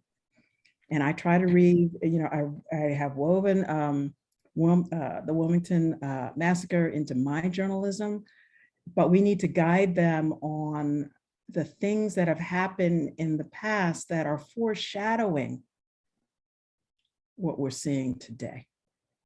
And I think that is one thing that we can, as journalists, can do. Because Americans, as we know, are notorious for not, understanding the pivotal episodes in their own history. Okay, thank you, Gabrielle. Professor Villarreal. Yes, so much has been said, and I've been wanting to respond, and then so the other topic comes on.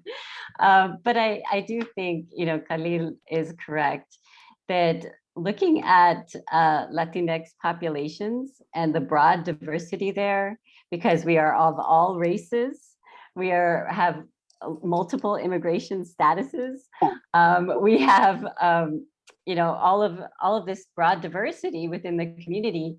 And yet there are people who, like in Florida, even in South Texas, who are joining up with these very radicalized Republican initiatives. The other thing I wanted to talk about was just information in general.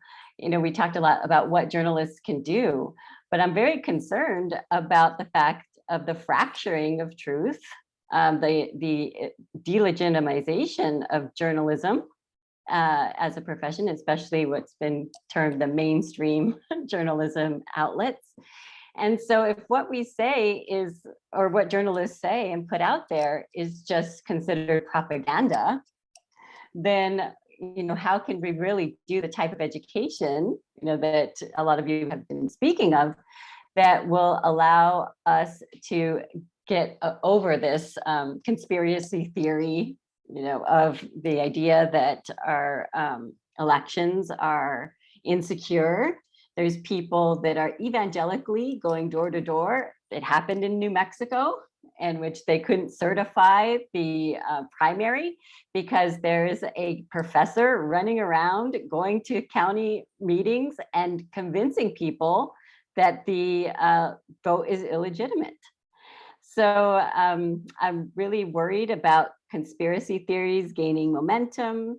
How do we, how do we build literacy, as far as, as information literacy? And also, as Gabrielle was saying, and, about education, it's so difficult in our public schools to even start talking about the kind of histories and kind of knowledge that we need to build social movements that are more inclusive, that are actually, thinking about what a more inclusive democracy would look like, having knowledge of our country's past in order to build something better. And so I think there's multiple fronts, and a lot of them are kind of broken at this point and wounded in a very serious way. And so getting past this is going to take a lot of work from all of us. Okay, thank you. Our last two, John Funabiki and Lillian Williams.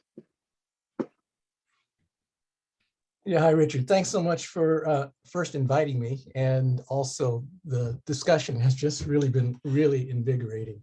So I'm really grateful to everybody here. I wanted to touch on 2 points. One on a little bit of optimism on the young journalists. I've recently retired from teaching at San Francisco State University in the journalism department. And we had a very strong social justice mission. And so the kind of teaching that kind of journalism that we taught with might be a little different than what they teach at some of the other schools. And my experience is that many of the young journalists, the journalists of color, do want to do these kinds of stories and are willing to do them, but it's really hard for them to be able to do it in the mainstream media, the newspapers and television and radio. And so many have turned to either community and ethnic media. So one of my former students is now the editor of a Latinx newspaper in the Mission District in San Francisco, or to podcasting or independent documentaries, where they're doing just terrific work, really excavating equity and social justice issues, or are really trying to help the community solve their own problems. So there are young journalists who want to do it, but I think we need to work on the mainstream media to let them do it. The other point I wanted to make was that, this one of the big buzzwords right now is news avoidance, and people just don't want to turn to the news media because either they don't trust it, or just simply because they think that the news is, or they find the news too bleak, too much bad news, too much pessimism, too much cynicism, too many of the topics like we're talking about today, which are quite bleak. And I think we need to change journalism in a way that we're giving or helping people in the community to solve their own problems, to be empowered, to find ways to deal with the issues that they're most concerned about. Because when they open up the newspaper or they turn on the TV news, what they're getting is not helpful. It's news, certainly, but it's not helpful to them. It's not relevant, it's not useful, it's not empowering. So that's what I wanted to say. So thank you so much. Okay, thank you, John. Lillian Williams. Yes, I have so much to say, but I'm going to limit it. First of all, Stewart talked about the Asian American community and how they found ways to get around the obstacles involving, the curriculum. And I found that interesting because they found ways to have a healthy curriculum. And so I want to know more about, maybe this is for another program, but how did they do that? And if they're working with African-American groups to exchange strategies so that African-American groups also can find ways to get around the obstacles, which we know are currently in place, because we don't have enough healthy curriculum involving African-American history. Everybody gets my point, right? And so that's one point. Now, the other point is that besides the fact that we all know African-American history is so critical in K through 12 for obvious reasons, there's another underlying reason that I've been doing research on. And that is that the studies show that when children understand their history, they are more resilient. And in other words, they build interior traits that lead to success in whatever they do when they know their history. So there are other reasons why you want children to understand their history. So what we're talking about here is something that matters. It really matters. So we got to do something about this. We really do. And so, I'm really grateful for this conversation. Now, the other thing I want to say is this. So Ray talked about what are we going to do? Ray really was getting at another point here. He was talking about, hey, folks, wake up because we have upcoming elections. And so are we going to repeat the same mistakes as we did in the past? He was just being diplomatic, but that's what he was trying to say, like, what are we going to do now, to prepare for the future? And so are we going to continue to be reticent to call a lie, which is what Rochelle was getting at. And so I think we need to think about that. And I know at Columbia University, I think they're going to have conversations about that. So it's not too late to jump on that. And maybe we ought to have a conversation about that. Like, what should be the language? Bless you. Bless Thank you, Lynne. Before we go, I'm sorry, what did you say, Richard? no, I was thanking you. I said that's a Oh, thought. yeah, I can go on and on. Well, we can't go on and on. Okay. Sorry. I did, before we go into our introductions, I wanted to ask Phil Deloria, there you are. You started off by saying that a lot of Native Americans were saying that they didn't think the United States was going to last much longer anyway. Could you please explain what you meant by that? Well, some part of it, I think, is just rhetorical, bluster, right? But some part of it is also just the fundamental separateness of Native folks, right? I mean, some of these conversations you could take out to Indian country and people say, I don't really care about this, I don't really care about you all saving American democracy, right? I mean, so there would be a different kind of conversation that would happen. And I think it reflects the sort of differences, that are going on there. I mean, when we're talking about, multicultural democracy, multiracial democracy, I mean, Native folks look to, Chile trying to sort of say a plurinational, multinational, democracy, right? Because, and the distinction between race and nation there is actually a really important one. And that's, you could trace a similar kind of history about sort of Native folks being crushed, for hundreds of years, but being reemergent out of the 60s and 70s and building new national sovereign structures right within the American political system. And that's a story that just doesn't really get told. And it's all about distinction and separativeness, not about integration and, sort of individual liberal subjecthood under the rule of American law. So it's about distinctiveness, right, and separation. Okay, thank you for explaining that. Okay, let's, we're gonna have abbreviated introductions. Priority goes to those who haven't said anything yet. Just tell us who you are and if you have anything particularly interesting that you want to mention to us. Lillian Williams, just tell us who you are, please. Yes, I'm in Chicago and I'm a former reporter for the Chicago Sun-Times. I worked at WKYC TV in Cleveland. And, I'm really a newcomer here. So just glad to be a part of the conversation. Thank you very much. Thank you for being here. Okay, Derek Jackson. Thank you, Richard. Again, thank you for pulling all of this together. Great conversation. Derek Jackson, I'm a fellow at the Union of Concerned Scientists, writing on environmental issues and environmental justice, trying to help tear down the distinction between old line environmentalism and environmental justice. All right, Don Rojas. Sorry about that. Hey, Richard, no, I just wanted to say kudos to you for pulling together this conversation. It's timely, it's critical, and hopefully we can find ways to replicate it moving forward. It's been a great evening. Thank you. Okay, here, Roger Witherspoon. Unmute, please. There you go. Sorry about that. Richard, thanks again for this.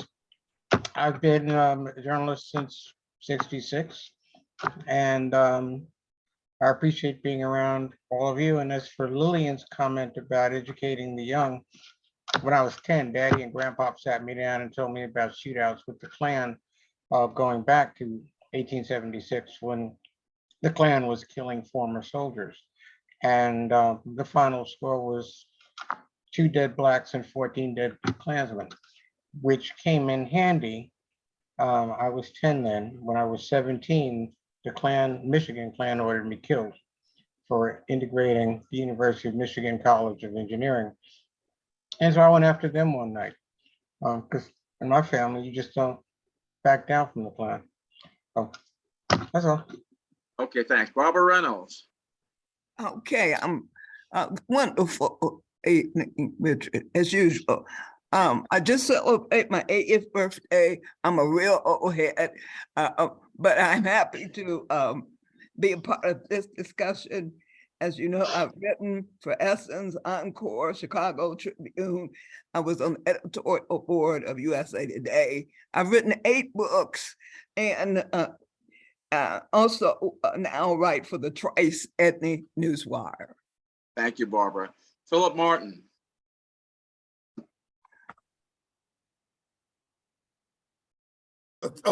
First of all, always, Richard, thanks for organizing this. Thank you. I'm senior investigative reporter for GBH News Center for Investigative Reporting at GBH in Boston, formerly WGBH. They dropped the W. And currently a Shorenstein Fellow at Harvard University's Kennedy School, focused on this very issue we're talking about, specifically looking at the role of actors on the ground, Black Lives Matter and Antifa in the context of this discussion. And if you have anything you can add to my thesis, I would love to hear it. Thank you, Phil. Thank you. Thank you, Phil. Benita Bing.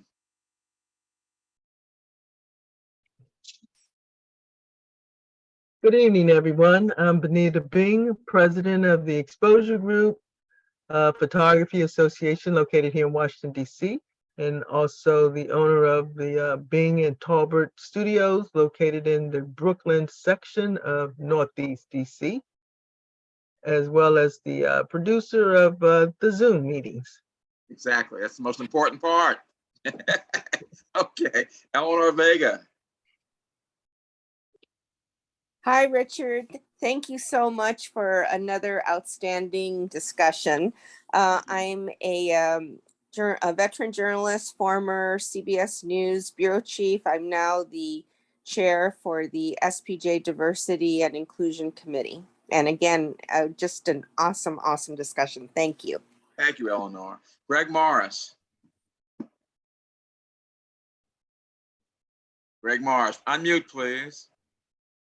Sorry, I had to do the mute. Okay, my name is Greg Morris.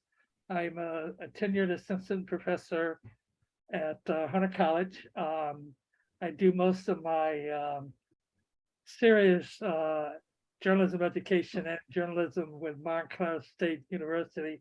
They have an excellent cooperative journalism program that's seriously interested in ethnic journalism and community journalism, and they do a lot of things with race. It's very good. I just want to say, I'm trying to be careful about what I want to say. I recently got into some, well, it's not recent, it's been over a few years. I've been blogging. I've been doing a lot of blogging and whistleblowing about things that go on at Hunter and CUNY. I'm someone who never leaves my apartment without 2 cameras and 2 recorders. I do a lot of surreptitious recording and stuff. And I'm trying to get all that into a memoir about teaching while Black at Hunter College. Good subject. Good subject. I know a lot of you, or I've met a lot of you. I've followed a lot of you, and I worship a lot of you.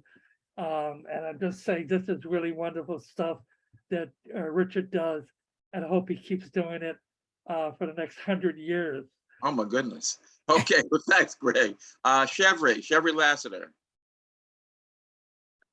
Here I come.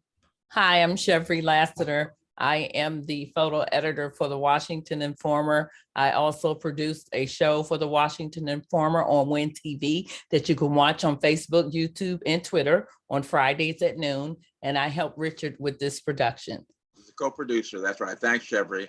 John Watson. I am a journalism professor at American University. Through our partnership with journalism, every month I try to get students to attend these, and every so often they do. But I also want to remind you of News Engagement Week, which is next Tuesday. Journalism schools across the country take on activities to emphasize to young people the importance of being engaged with the news. I've been doing it for 10 years, but I finally found a way to make the students show up for this Jeopardy style quiz. I give them a prize of $500. So if we can get $500 to get students to attend journalism, I guarantee success. Very good. All right, Carolyn Lumsden. Hi, I am a professor of communication at Central Connecticut State University. I worked on the opinion pages of the Hartford Courant for a million years, former president of the Association of Opinion Journalists, former AP person. Love what you do, Richard. Love your work. Wonderful. Learn so much. Brothers, sisters, and relatives. Section 5, section 2. Oh, that's why I'm writing down notes. And a book that I'm going to buy that I wrote down here somewhere. Thank you so much. Okay, thanks, Carolyn. Diana Fuentes. Hi, hello, Diana Fuentes. I'm Executive Director of the Investigative Reporters and Editors, a journalist for more than 35 years, and it is a wonderful discussion today. And we do have the IRE's DBEI Symposium for Diversity, Belonging, Equity, and Inclusion is coming up. It's an all virtual event at ire.org, and we are in fact talking about many of the topics you all brought up today, including the fact that you can create a new culture in legacy newsrooms. Not easy, but it can be done. We've got some really good speakers, including people who are here today, and we hope to see you all there. Excellent. Thank you. Thank you. Kelvin Childs. Hi, I'm Kelvin Childs. I am development writer in the Division of Development and Alumni Services at Howard University. Before that, I worked as a writer or copy editor at various publications and services, including Gannett News Service, Newhouse News Service, freelance for Marcom Weekly and Zenger News, and was the Washington correspondent for editor-publisher for a while. Very good. Thank you. Jill Geisler. Hi, everyone. I hold a chair at Loyola University in Chicago and a fellowship with the Freedom Forum and its Power Shift project. I'm honored to be invited to these events so that I can do the best possible job I can of bringing these ideas both to students and to the news media managers that I teach in my workshops and seminars, including the one I'll be doing on inclusive leadership for IRE's DBEI Symposium. Thank you so much, Richard. Thank you, Jill. Roger, we heard from, let's see, who have we not heard from so far? Oh, Ozir Muhammad.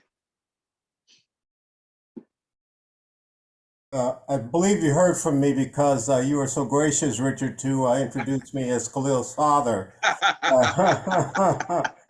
But I worked for 4 decades as a journalist, first with Johnson Publications, Ebony and Jet. Then later on, the Charlotte Observer, Newsday, and finished my career with the New York Times. I must say that I got my education in American history, not African American history, but American history. When I was a child in the Nation of Islam through the school system, and then later on at Johnson Publications, it sort of rounded out my education in American and world history. So I'm grateful for that because I think that's what's missing in this world today, because we don't, we, meaning that our young people don't understand what's going on in this world if they don't know the history, because it all resonates to where things are now. And I just hope, I hope that I don't have to despair too much longer that this history, American history, is not being taught in our schools. So let's all keep our fingers crossed that and put forth the effort to see that some form of American history finally flourishes in our schools, and our young people know what's going on and understand why the world is the way it is today. Here, here. Okay, thank you, Ozir. Sure, Sharon Farmer. Power to the people. From Southeast DC, taking no prisoners. We are still in some wicked times. Y'all still poking and joking. Let's get serious now. Thank you. All right, Yvonne Roman. Hi, my name is Ivan Roman. I'm a journalist. I've been a journalist for about 30 years, covering communities of color in Miami, Rochester, New York, Puerto Rico, and the Caribbean. I'm a former executive director of the National Association of Hispanic Journalists, and now I'm a freelance writer for history.com. So this conversation has been really, really wonderful to hear. And I was also interested in knowing more about the concept of domestic dependent nations that Philip Deloria brought up. I see a lot of parallels there, or strings attached with our current complex situation in Puerto Rico with the United States. Thank you. Yeah. Professor Deloria, can you put a little more about that into the chat from where people can get more information? Hope you can. Zadi Zaku. Unmute, please. Yeah, hi, I'm Zadi Zoku. I'm originally from the Ivory Coast in West Africa. And I'm a filmmaker. I live in Natick, Massachusetts. And I made several documentaries, including Black and Black, which is about the relationship between African Americans and African immigrants like me. And before that, I made another documentary about the early history of Native Americans and African American slaves here in Massachusetts. It's called Praying Town, and it's basically the history of Puritan John Eliot and his Indian converts that people call the Praying Indians. So I'm happy to be here because my job rely on experts like you to make it better. So I think I'm going to keep attending those events. Thank you, Zadi. Appreciate that. We discussed his movie Black and Black about African immigrants and African Americans here in 2019 on the 400th anniversary of 1619. So we're happy to actually have him here again in person. Francis Huntley Cooper. Unmute, please. That's it. Thank you. All right. Hello, everyone. And Richard, another great program. Program. Thank you, panelists and speakers, because this is educational to me. My connection with this group is through another news reporter in our area, but I'm involved with the Center for Black Excellence and Culture that we're in the process of building. And in Madison, Wisconsin. In Madison, Wisconsin. It's Black inspired, Black designed, and Black led.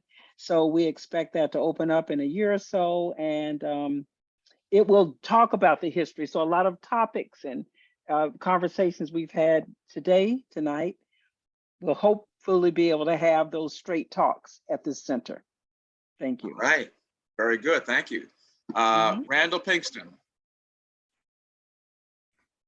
Hey, unmuting. Hello, hello, hello. And now let me show my face. Hi, Randall Pinkston. Thank you very much, Richard, for this wonderful, wonderful expose of a lot of stuff that I never knew and things I need to think about. My background started many moons ago. I'm an old head. Some of you may have heard of something called the United Church of Christ v. FCC. It was a landmark Supreme Court decision that forced the FCC to rescind a license because of discriminatory broadcasting. That was at a station in Jackson, Mississippi, WLBT, and that's where I started. And if you know that case, then you can also kind of calculate my age. And from there, I worked for Post Newsweek in Jacksonville, Florida, Hartford, Connecticut, then to the CBS O&O in New York, and then to CBS News, and then to Al Jazeera America. All of that, and now I teach a little bit. And to that point, we're talking about the future, young journalists. And one of the things that I have discovered in my part-time teaching at Stony Brook, Morgan State, and the University of Mississippi, young people really don't know too much about civics and how government operates. And there's just some foundational stuff that needs to be done just so they even know, well, I'm sure a lot of them do, but some of them don't. The Electoral College, what's that? Anyway, excellent panelists, and I learned so much. And thank you so much, Richard, for educating old heads like me. We're all getting educated. Thank you, Randall. Lynn, Adrine, do you want to add anything to what you've already said? Not a whole lot, just saying that, you know, between the time I went to CNN and the time I became the director of the program for Syracuse, there were a few jobs in between, like when I was a senior producer at ABC News and also working at NBC and CBS. What I think is so valuable about these conversations and these panels is that we talk about context, and that's totally missing in almost all the reporting that's done on what we call mainstream media, especially for broadcast media. The context of how we got here, what's going on, and how it's going to affect the future, which is exactly what these historians have been helping us with, needs to find its way into reporting. It needs to find its way into the classroom. And I don't know exactly how that's being done. We need to work on that. Hear, hear. Mary C. Curtis. Good evening, great conversation. Mary C. Curtis, based in Charlotte, North Carolina and Washington, DC, a political columnist for Roll Call, host of its Equal Time podcast, guest host for Slate's Daily What Next podcast, and senior leader with the Op-Ed Project, teaching Right to Change the World Thought Leadership seminars. And sorry for the cameras off. I slid into the conversation from a very intense bar class at the Y, and you don't want to see. Okay. All right, April Simpson. Unmute, please. I'm here. Hello. Thank you, Richard, for organizing this conversation. I'm April Simpson. I'm a reporter with the Center for Public Integrity based in Washington, DC, where I cover racial equity. And I used to join you guys pre-COVID for the in-person meals. I work remotely in Dallas, Texas now, so I'm really glad I have the opportunity to join you. Great, thank you, April. Glad that you're here. Okay, I think that now who didn't I get who wants to say something? Otherwise, I want to hear some final thoughts from my right-hand man in Shanghai, Ray Suarez. You want to wrap it up? Sure. I'm glad that we talked not only about what's happening in America, but who's telling America's story. It's been a problem for us for decades. You know, Richard and I have been talking about it for decades. You've all been talking about it in your various ways for decades. But the critical gap between who holds up the mirror to America and tells its story to itself and who America really is right now has real consequences. And we're seeing that right now every time you pick up a newspaper, every time you turn on the television, every time you take a look at the things that people are feeding into your social media feeds.